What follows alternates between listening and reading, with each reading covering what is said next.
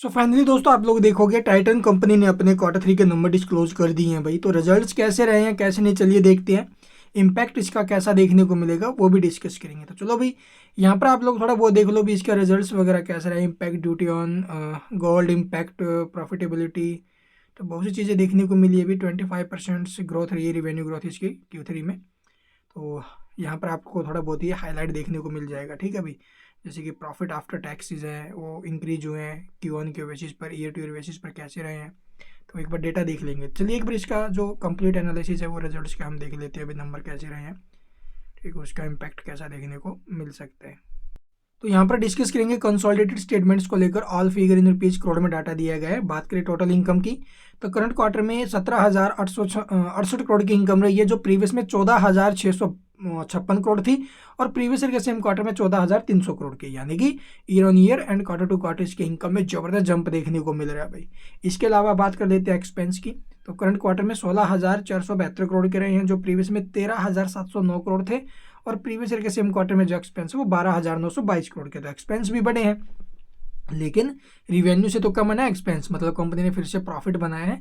Profit कितना, चलिए देखते भी। Total profit for the period अगर बात करें तो यहाँ पर आप लोग देखेंगे भी जो प्रॉफिट फॉर द पीरियड हमें देखने को मिल रहा है वो ये देखेंगे यहाँ पर लगभग 1,047 करोड़ का, जो प्रीवियस में 704 था, और प्रीवियस ईयर के सेम क्वार्टर 1,053 था, यानी कि ईयर ऑन ईयर बेसिस पर लगभग 6 करोड़ के आसपास प्रॉफिट में डिक्लाइन है। लेकिन क्यों ऑन क्यू बेसिस पर आप लोग देखोगे प्रॉफिट्स में करीब 300 करोड़ से ऊपर में जंप आया है अभी, 340 करोड़ 343 करोड़ के आसपास।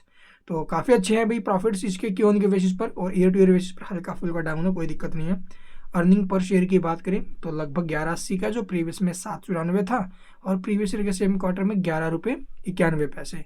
इसके अलावा आप लोग देखेंगे रिवेन्यू सेगमेंट्स, किस सेगमेंट से कितना रिवेन्यू कंपनी जनरेट करते हुए नजर आई अभी, वो यहाँ पर आपको देखने को मिल जाएगा। वो चोर इससे आप लोग देखोगे भी 1137 करोड़ का, ठीक है। ज्वेलरी से 16,134 करोड़, यानी कि प्रीमियम बिजनेस इसका ज्वेलरी का ही है भाई, ठीक है। तो ये टोटल अपडेट्स कंपनी ने दी है। यहाँ पर डेट इक्विटी की बात करें तो डेट इक्विटी रेशियो इसका प्रीवियस के मुकाबले डाउन गया ईयर टू ईयर भी, और क्यू ऑन क्यू बेसिस पर भी। इसके अलावा मार्जिन्स की बात करें तो यहाँ पर आप लोग देखोगे भी operating margin and net profit margins. Net profit margin जो है प्रीवियस क्वार्टर के मुकाबले इंक्रीज हुए, लेकिन ईयर टू ईयर बेसिस पर ये डाउन गए हैं भाई। एज इट इज़ यहाँ पर आप लोग देखोगे ईयर टू ईयर बेसिस पर जो इसके ऑपरेटिंग मार्जिन है ये डाउन है, लेकिन क्यों ऑन क्यू बेसिस पर ये इंक्रीज होते हुए नजर आए हैं। तो ये डाटा है। तो रिजल्ट्स आप लोग देखोगे ईयर टू ईयर बेसिस पर थोड़े से डाउन रहे हैं, प्रॉफिट वगैरह है ये सब कुछ है थोड़ा सा डाउन है, और क्यों उनके बेसिस पर अच्छे हैं। तो देखते हैं कल किस प्रकार से चांसेस बनते हैं स्टॉक के ऊपर, नेगेटिव या पॉजिटिव। हाल फिलहाल तो 50-50 चांस हो चुके हैं भाई, देखते हैं कल। Thank you for watching the video.